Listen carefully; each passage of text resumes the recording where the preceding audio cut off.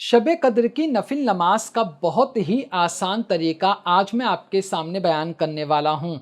साथ में मैं आपको ये भी बताऊंगा कि इस नमाज को पढ़ने के बारे में सरकार मौला अली ने क्या इरशाद फरमाया है, इस नमाज को पढ़ने से हमें कितना सवाब और क्या क्या फ़ायदे हासिल होते हैं, और सबसे अहम बात कि मर्द औरत इनको ये नमाज कैसे पढ़ना है, इसका तरीका क्या है, नियत कैसे करना है, कौन सी रकात में कौन सी सूरत पढ़ना है, ये सारी बातें बताऊंगा। बस आप काफ़ी गौर से सुने।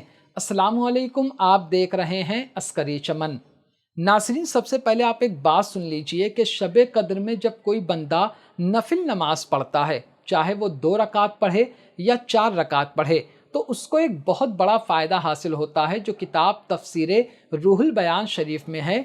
हज़रत सैयदुना अल्लामा इस्माइल हक़ी रज़ियल्लाहु ताला अन्हु बयान फरमाते हैं कि जो शख्स शब कद्र में सवाब हासिल करने की नीयत से नफिल नमाज पढ़ता है, तो उसके अगले पिछले यानी पहले के और बाद के तमाम गुनाहों को माफ़ कर दिया जाता है। मतलब यह हुआ कि जब इंसान शब कद्र में नफिल नमाज पढ़ता है तो उसके जो गुनाह है वो माफ़ होते रहते हैं। तो आप शब कद्र में नफिल नमाज ज़रूर पढ़ें। अब जो नमाज पढ़ना है शब कद्र में वो सुनिए। सबसे पहले आपको नियत करना है।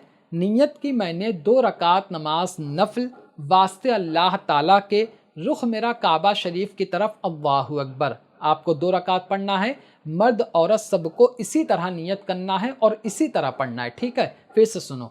नियत की मैंने 2 रकात नमाज नफिल वास्ते अल्लाह ताला के, रुख मेरा काबा शरीफ की तरफ, अल्लाहु अकबर। अल्लाहु अकबर कहकर जब आप नियत बांधेंगे, उसके फ़ौरन बाद आपको 1 मरतबा सना पढ़ना है, फिर अऊज़ु बिल्लाहि मिनश शैतानिर रजीम और बिस्मिल्लाहिर रहमानिर रहीम पढ़ना है। उसके बाद आपको 1 मरतबा सूरह फातिहा यानी अलहम्दु शरीफ पढ़ना है, फिर आपको आमीन कहकर बिस्मिल्लाह पढ़ना है, फिर 1 मरतबा आपको सूरह कद्र पढ़ना है यानी इन्ना अंज़लनाहु फ़ी लैलतिल क़द्र। ये जो सूरत है 30वें पारे में मौजूद है, काफ़ी छोटी सूरत है। आप इसको 1 मरतबा पढ़ेंगे। फिर इसके बाद आपको 100 मरतबा सूरह इखलास यानी कुल हुवल्लाहु अहद शरीफ पढ़ना है, ठीक है। ये सब पढ़ने के बाद फिर आप रुकू करेंगे, सजदा करेंगे, बिल्कुल वैसे ही करना है जैसे हम आम नमाज़ों में करते हैं। फिर आप दूसरी रकात के लिए खड़े होंगे। आपको दूसरी रकात में सना नहीं पढ़ना है, अऊज़ु बिल्लाहि मिनश शैतानिर रजीम नहीं बोलना है। आपको सीधा बिस्मिल्लाहिर रहमानिर रहीम पढ़कर फिर 1 मरतबा अलहम्दु शरीफ यानी सूरह फातिहा पढ़ना है, फिर आपको 1 मरतबा सूरह कद्र पढ़ना है, फिर आपको 100 मरतबा सूरह इखलास यानी कुल हुवल्लाहु अहद शरीफ पढ़ना है, और फिर बाकी नमाज वैसे ही पढ़ना है। और कायदे में बैठकर अत्तहियात, दरूद इब्राहिमी, दुआए मासूरा पढ़कर आपको सलाम फेर देना है। सलाम फेरने के बाद वहीं बैठकर आप 100 मरतबा दरूद पाक पढ़ेंगे।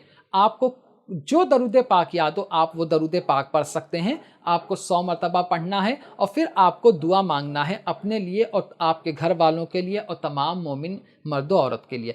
अब इस नमाज को जब इंसान पढ़ता है तो सरकार मौला अली फरमाते हैं कि इस नमाज को पढ़ने से इंसान को इतने ज़्यादा सवाब हासिल होते हैं, इतनी ज़्यादा नेकियां मिलती हैं कि वो सोच भी नहीं सकता। यानी काफ़ी ज़्यादा नेकियां और काफ़ी ज़्यादा सवाब हासिल होते हैं। सोचिए, इस नमाज के बारे में सरकार मौला अली ने फरमाया, फिर आप ये नमाज पढ़ रहे हो शब कद्र में, तो कितना ज़्यादा सवाब हासिल होगा। और जैसा कि मैंने पहले ही आपको बताया कि शब कद्र में नफिल नमाज पढ़ने से गुनाह माफ़ होते हैं, और जो नमाज मैं बता रहा हूँ इसको पढ़ोगे तो साथ में आपको नेकियां भी मिलेंगी। मतलब यह हुआ कि गुनाह भी माफ़ हो जाएंगे और नेकियां भी आपके नामे अमाल में लिखी जाएंगी। यहीं पर एक हो सकता है किसी के जहन में सवाल आए कि अगर मुझे सूरह कद्र ना याद हो यानी इन्ना अंज़लनाहु फ़ी लैलतिल क़द्र ना याद हो तो क्या करें?